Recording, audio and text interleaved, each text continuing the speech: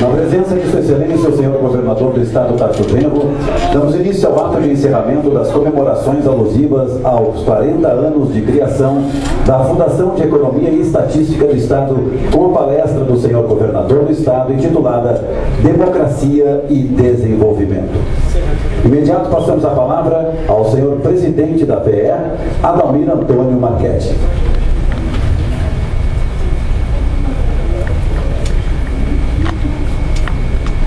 Excelentíssimo senhor governador Tarso Genro, demais autoridades aqui presentes, senhores ex-presidentes da Fundação, senhoras e senhores.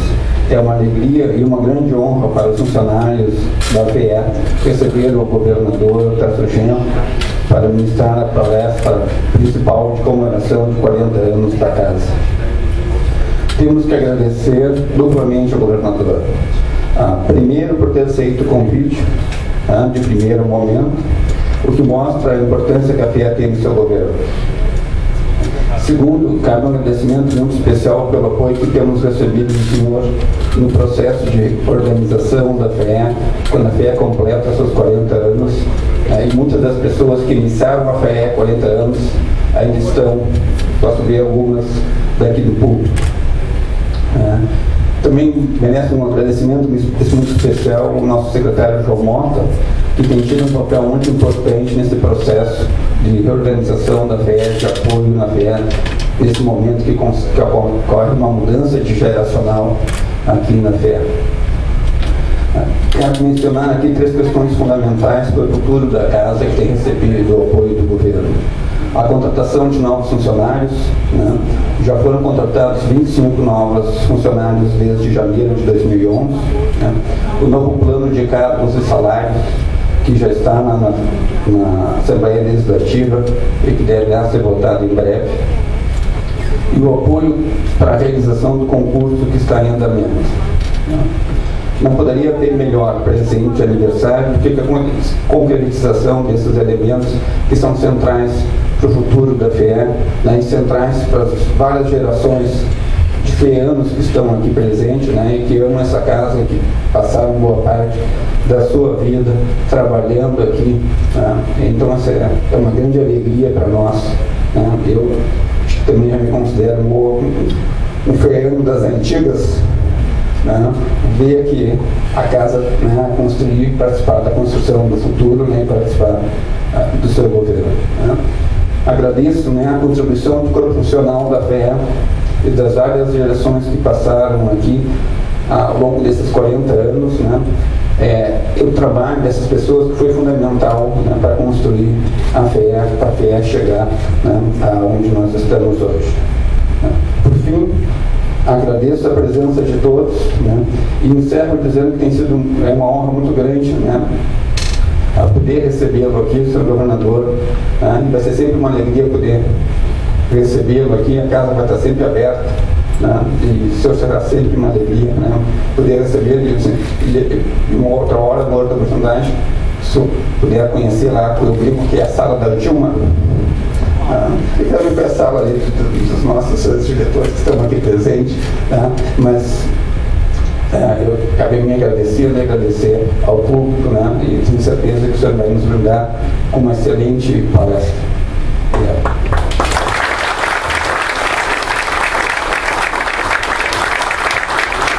Neste momento, ouviremos a palestra de Sua Excelência, o senhor governador do estado Tarso Genro, intitulada Democracia e Desenvolvimento.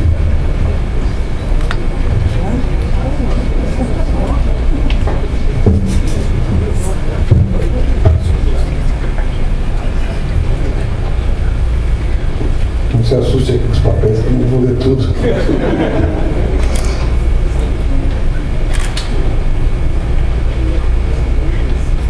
Estimado presidente da FEE, doutor Adalmir Marchetti, nosso professor, saúdo todos os dirigentes, ex-dirigentes da FEE, servidores da Fundação, de todas as escalas de responsabilidade. É uma grande satisfação para mim participar com vocês dessa celebração.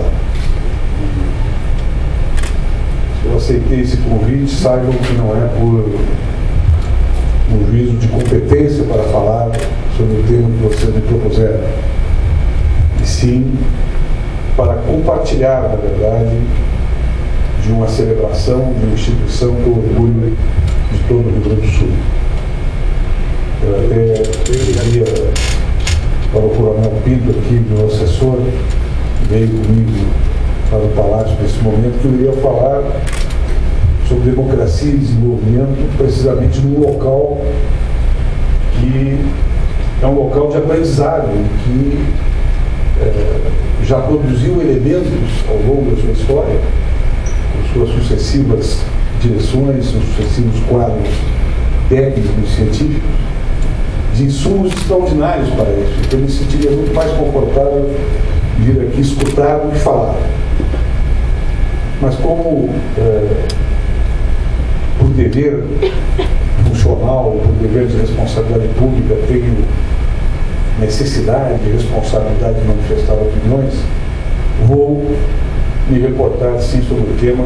Espero que vocês tenham a piedade, a comiseração suficiente para relativizar os termos da palestra, ou melhor, da conversa que teremos aqui sobre a questão democrática e a questão do desenvolvimento. Primeiro, eu acho que é necessário assentar que não se pode partir de uma posição dogmática que às vezes é manifestada por determinados doutrinadores, economistas, sociólogos ou teóricos da política, de que este par, democracia e desenvolvimento, compõem uma relação necessária e compõem uma sinergia obrigatória. Nem sempre a democracia política, o regime democrático, é o mais adequado para proporcionar o desenvolvimento.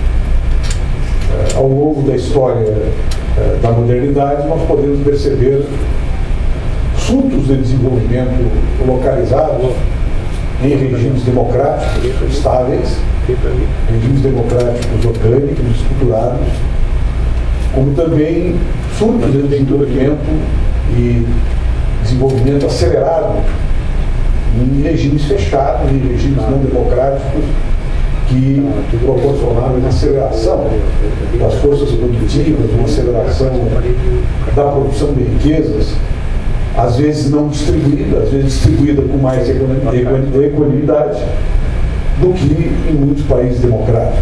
Nós tivemos, por exemplo, na época do regime stalinista, crescimento que chegava aos 17%. Agora mesmo, o regime chinês, um regime fechado, monopartidário, uma estrutura de Estado controlada diretamente por uma burocracia altamente qualificada para promover ações estratégicas, também proporcionou níveis de desenvolvimento semelhantes, em torno de 17%. A América Latina apresentou níveis de desenvolvimento, de crescimento econômico, mais propriamente, bastante significativos durante o regime militar, em parte do regime militar, momento em que a democracia era sufocada, os partidos eram apenas partidos fantoches, que tinham cada um o seu papel, sem qualquer representação do espectro ideológico e político que engraçava na sociedade. Mas o que se pode dizer com certeza é que o desenvolvimento produzido na democracia, gestado na democracia, articulado, seja por concertação ou por maiorias estáveis, é sempre um desenvolvimento mais duradouro. E é um desenvolvimento que não se fixa apenas em parâmetros econômicos. O desenvolvimento obtido na democracia, e por isso este é o melhor desenvolvimento, ele tem reflexos na organização da sociedade, ele ordinariamente reestrutura a sociedade de classes, cria sujeitos sociais e políticos novos, gera uma pluralidade de entendimentos que graça por dentro dos partidos que graçam por dentro das instituições públicas, que produz não somente ativos de natureza econômica para serem distribuídos, mas produz ativos culturais, ativos sociais, que refletem as lutas políticas, as demandas sociais, os equilíbrios sociais, os confrontos que ocorrem dentro do projeto democrático autêntico. A grande experiência de desenvolvimento democrático que atravessou a modernidade, democrático aí, a combinação de desenvolvimento, crescimento econômico, distribuição de renda e democracia política, é a experiência social-democrática. Essa é a experiência social-democrática, mas se pode dizer que ela teve e tem curta duração. É uma experiência que tem 50 anos, 60 anos e hoje também se encontra numa crise profunda. De uma parte, houve um processo de distribuição de renda e de riqueza planejado, contratado politicamente pelos grupos sociais e políticos que se digladiavam dentro da democracia, e esse contrato social-democrático gerou uma sociedade, distribuiu uma riqueza sem fundos, ou seja, a própria estrutura tributária, o próprio acúmulo de reservas que o Estado fez nesse período, o próprio acúmulo de riqueza que o Estado passou a distribuir, só pôde ser realizado a partir de um brutal endividamento, de um financiamento que vinha de fora do sistema tributário e que foi gradativamente corroendo, foi gradativamente decompondo o estado de bem-estar. Aqueles que criticam o estado de bem-estar, dizendo que ele fez uma distribuição irresponsável da riqueza, esquece que a riqueza acumulada dentro do projeto social-democrata que vingou até o último período e que quebrou logo após a quebra do sistema soviético, ele também proporcionou uma acumulação extraordinariamente forte na ponta da sociedade, nos setores mais aquinhoados da sociedade, as grandes corporações empresariais, as grandes corporações, os proprietários dos meios de produção, dos meios de distribuição comercial, os grandes bancos, eles também enriqueceram nesse período. Então, na verdade, houve um crescimento social e econômico equilibrado e que atravessou toda a sociedade. E nesse atravessamento que fez da base da sociedade, não somente através de políticas sociais de inclusão social, educacional, produtiva, políticas de discriminação positiva que se estruturaram, inclusive na curta experiência social-democrata americana que houve na época da Big Society, se deu dentro desses parâmetros. Todas as pessoas enriqueceram e melhoraram. O problema é que a distribuição de riquezas que se deu do meio para baixo, ela chegou a um determinado ponto que precisou ser reduzida, precisou ser sucateada, porque o Estado não fez fundos necessários de maneira equilibrada para manter esses benefícios e essas conquistas sociais de maneira sustentável. Isso ocorreu por quê? Porque um sistema tributário, um sistema impositivo de renda que foi desgastando a potência financeira dos Estados social-democratas que, para se equilibrar, para manter os seus compromissos, tiveram que socorrer dos meios de financiamento tradicionais do capital financeiro que já se descolara, já se alienara de maneira suficiente da sua base produtiva e já reinava com uma força normativa sobre os Estados extraordinariamente potente. E é a crise que estamos verificando hoje na sociedade europeia. Temos, depois da quebra da experiência soviética, também a quebra da experiência social-democrática. Então, de uma parte, nós temos duas grandes experiências que fizeram poderosas transformações sociais e instituíram poderosos mecanismos distributivos de renda, de emprego, de saúde, de educação, mas que não tiveram sustentabilidade. Talvez uma por escasso controle democrático da sociedade sobre a sua burocracia, sobre os seus dirigentes. Talvez outra porque um contrato social-democrata, né, gerou determinadas desigualdades de renda e de poder que permitiram, para recuperar a experiência social-democrata, jogar os compromissos, né, saldar os compromissos do Estado a partir do sucateamento dos debates. Então temos duas crises convergentes, que é o momento em que nós estamos vivendo nos dias de hoje. Na experiência mais latino-americana e mais precisamente brasileira, temos, né, surtos de desenvolvimentismo e de distribuição de renda que são virtuosos, mas que nenhum deles apresentou ainda equilíbrio e sustentabilidade médio e de longo prazo. Talvez o Brasil tenha se aproximado mais desse modelo, em função, inclusive, né, das nossas riquezas naturais, em função da nossa grande extensão territorial, em função da competência, né, e da capacidade de trabalho do nosso povo, em função das conquistas que se concentraram na Constituição de 88 e permitiram, a partir dali, um desenvolvimento relativamente equilibrado, com uma série de idas e vindas, de avanços de recursos que nos levam a uma situação vantajosa em termos latino-americanos e, na minha opinião, também em termos globais. Mas hoje nós temos um problema grave para enfrentar, para compatibilizar democracia, crescimento e distribuição de renda. E esse problema é que, em termos universais, o Estado, em geral, está capturado pelo capital financeiro. Então, hoje, nós, pela uma verificação que você pode fazer por quaisquer métodos, nós podemos perceber que os Estados hoje têm dificuldades, inclusive, para se constitucionalizarem de maneira estável, para gerar, né, fundamentos e princípios de proteção social, de organização, inclusive, do seu processo produtivo, de projeção estratégica do seu processo de desenvolvimento, são estados capturados pelo capital financeiro. Né? Esses estados, evidentemente, são capturados de maneira diversa e reagem por esse processo de maneira diversa.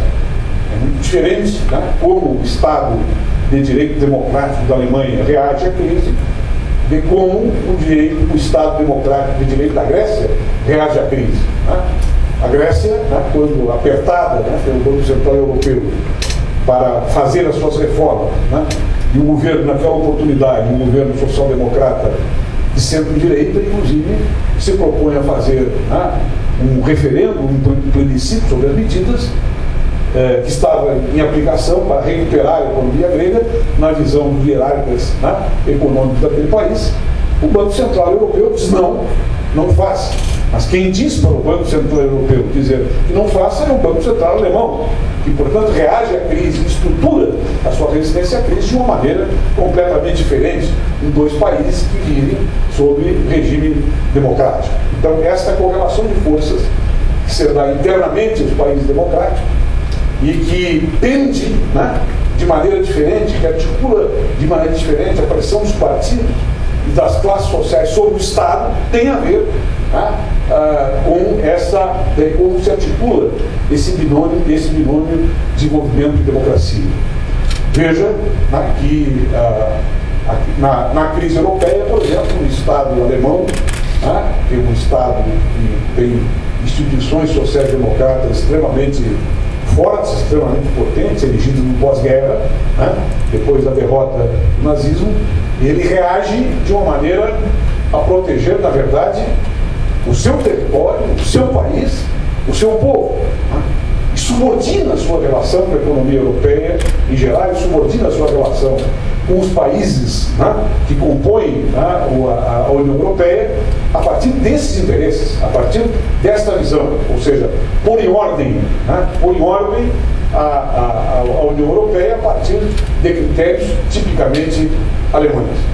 Eu tive a grande satisfação de participar com a presidenta Dilma, ex-presidenta da FEAC, de uma longa reunião com a senhora Merkel. Né? E nesta reunião o que se tratava era precisamente da projeção da crise europeia sobre o nosso país. E confesso para vocês que fiquei muito orgulhoso da postura que a nossa presidenta teve nessa conversa com a senhora Merkel. Porque o tema é o seguinte: a presidenta Dilma fez a seguinte abertura na reunião. Estávamos de um lado aqui o ministro Pimentel, o vereador Jacques Wagner, mais um ou dois representantes do Banco Central Brasileiro. Do lado de lá, a senhora Merkel e 2 ou 3 ministros da área financeira e econômica do governo. E a presidenta Dilma abriu a reunião dizendo o seguinte: vocês, bem assim, já que ela não é muito delicada, né? Vocês estão imprimindo dinheiro, estão dando dinheiro para salvar os bancos, não estão financiando a recuperação dos estados para programas de desenvolvimento econômico e nem para as empresas. Os bancos não vão emprestar esse dinheiro, porque com a economia quebrada, as empresas europeias quebradas, os bancos não têm garantia para esse empréstimo. O que esse dinheiro vai fazer? Vai especular lá na América Latina e nos outros países. Este vai ser o efeito da recuperação europeia. E é isso que vocês criticam em relação ao nosso protecionismo. Como que nós vamos fazer para proteger a nossa economia, se não colocar determinadas barreiras para as nossas relações comerciais internacionais e saber selecionar de maneira criteriosa os nossos parceiros? Ao que a senhora Merkel respondeu: estou aqui fazendo uma incidência para vocês. Mas então, o que a senhora acha que eu devo fazer? E a presidenta Dilma, que não sei fazer rogada, não vai dizer. Mas ela disse. Ela disse: a senhora tem que em 3 anos recolher esse dinheiro, no máximo. Porque se não recolher esse dinheiro, vai ocorrer uma onda, faz 2 anos, 1 ano e meio, vai ocorrer uma onda especulativa no mundo e vocês vão transferir a crise europeia para as regiões mais débeis economicamente do mundo. E é o que está acontecendo hoje. É a grande tentativa que está sendo feita hoje, essa tentativa de transferência, ou através de choques cambiais, ou através de manipulação da taxa de juros, ou através da manipulação de financiamentos internacionais, tentando, no mínimo, socializar essa crise com os países economicamente mais dependentes ou mais débeis, onde entra, evidentemente, uma série de relações internacionais conflituosas que estão ocorrendo hoje. Como que dentro da democracia o Estado pode interferir na economia? Você sabe muito mais do que eu hoje. Eu estou dizendo isso que eu estou falando.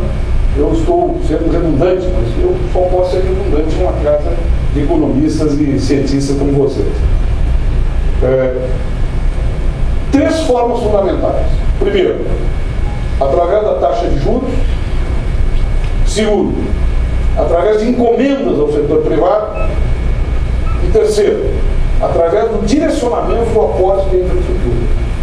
São as 3 formas fundamentais através do qual um Estado democrático, centrado em normas constitucionais previsíveis e aplicáveis, pode interferir na economia, interferir de maneira pesada, para que se produza não somente uma visão de desenvolvimento vinculada ao crescimento, mas se produza uma visão de desenvolvimento vinculada ao desenvolvimento econômico e social, de última análise, que é o critério que nós procuramos trabalhar aqui no Rio Grande do Sul. Como é que você maneja a taxa de juros? Fazer uma hierarquia de subsídios na taxa de juros para determinados setores que interessa desenvolver e precisa capacitar e que tem um efeito social imediato. Nós aqui estamos utilizando exaustivamente nossa competência territorial taxa de juros altamente subsidiados por microcrédito, já são 240 milhões de reais para micro e pequenos financiamentos que nós fazemos aqui no Estado. Segunda forma, através de encomendas ao setor privado. Está aí um exemplo na questão das máquinas agrícolas, dos ônibus escolares, da compra de patrolas e tratores, onde o Estado diz ao setor privado: olha, vou comprar 8 mil ônibus escolares, o ano que vem vão produzir, se querem nos vender. Então as encomendas que fazem o setor privado, não só no que se refere a serviços, mas também no que se refere a produtos, a bens determinados, é uma forma do Estado democrático de direito que o governo interfere diretamente na economia. E através do direcionamento e redirecionamento das obras de infraestrutura, né? Cuja polêmica hoje do país, como você sabe, é uma polêmica extraordinariamente potente. Você fazer uma obra hoje numa prefeitura, num estado, na União Federal, é um pago absoluto. Não existe mais poder executivo. O poder executivo hoje ele é resultado de uma bissetriz de controles que vai desde o Tribunal de Contas até o Ministério Público da cidade, passando por outros órgãos, Tribunal de Contas estadual e assim por diante. Né?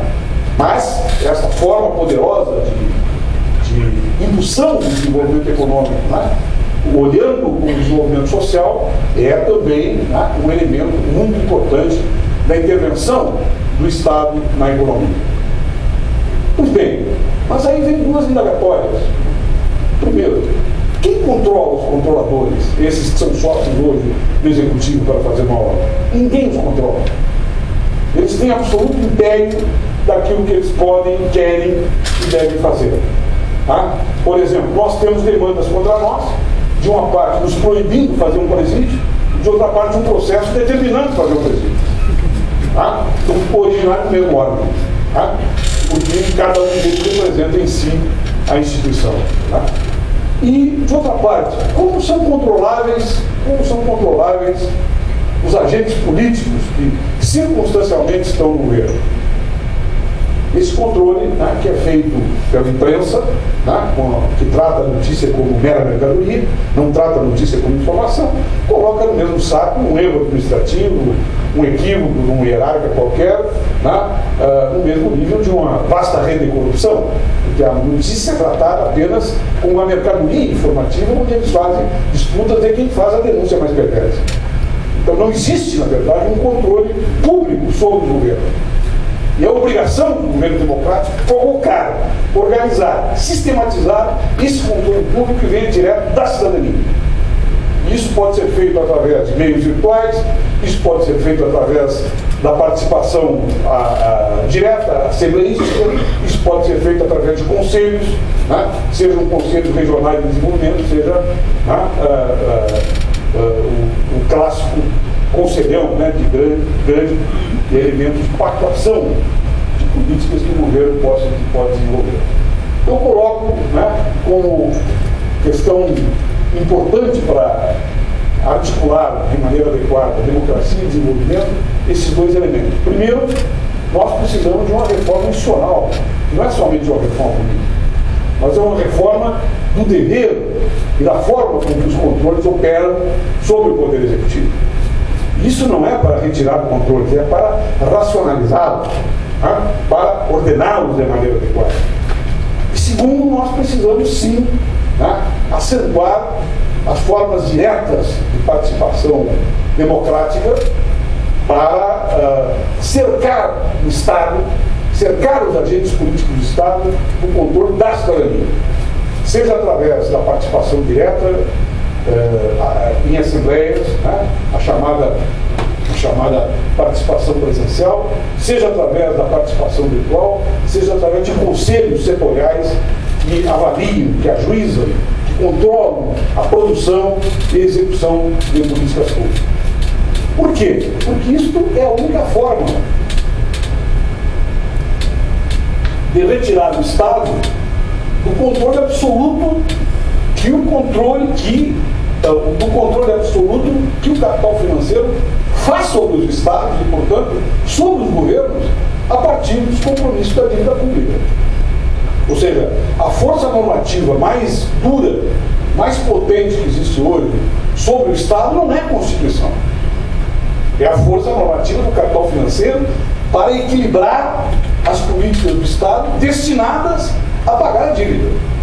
Então é necessário que se estabeleça uma concorrência democrática entre o controle público sobre o Estado, que é estabelecido pela cidadania, e o controle que o capital financeiro faz sobre os Estados para moldar as políticas públicas ao desejo, né, do pagamento da dívida, que é, evidentemente, também uma pauta permanente do Estado. Nós, nesse momento, nós estamos discutindo, né, já a nível do Senado, a aprovação de um projeto de lei que vai mudar completamente o cenário da dívida pública do Estado do Rio Grande do Sul. Às vezes eu ouvi uma pessoa dizer, é insuficiente. Bom, é insuficiente, mas é a metade do caminho. E a metade do caminho não pode ser depreciada, porque a partir disso você cria um novo patamar, onde nós tínhamos uma dívida pública que era impagável e interminável, ela é previsível e ela será eliminada no prazo que foi apontado pelos contratos. E é necessário também que nesse processo de controle se reforme esta relação dos órgãos de controle nacional sobre o Executivo, para tornar, inclusive, o Executivo mais transparente e o controle mais racional. Porque assim como está, não há racionalidade e não há transparência. O que há, efetivamente, é uma sucessão de intervenções. Parte delas são eficazes e importantes, mas a maior parte delas são intervenções que servem apenas para produzir o que eu chamo de notícia-mercadoria, que não tem nenhuma finalidade e não assumem, não chegam a nenhum resultado.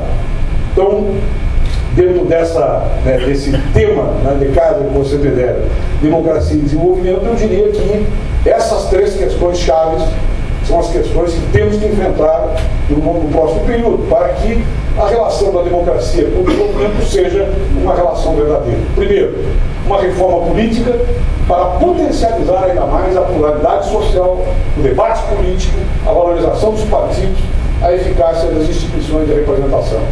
Segundo, uma combinação permanente, previsível, estável, fundada, sim, na estabilidade da representação política, que articule a democracia direta, que é sempre a democracia dos mais ativos, com a democracia representativa, que é a democracia que tem expansão universal e que coobriga toda a sociedade. E, em terceiro lugar, fazer, sim, uma profunda reforma dos controles sobre o Estado, para que esses controles sejam menos produtores de notícias e mais, na verdade, produtores de verdades e de transparência. Muito obrigado.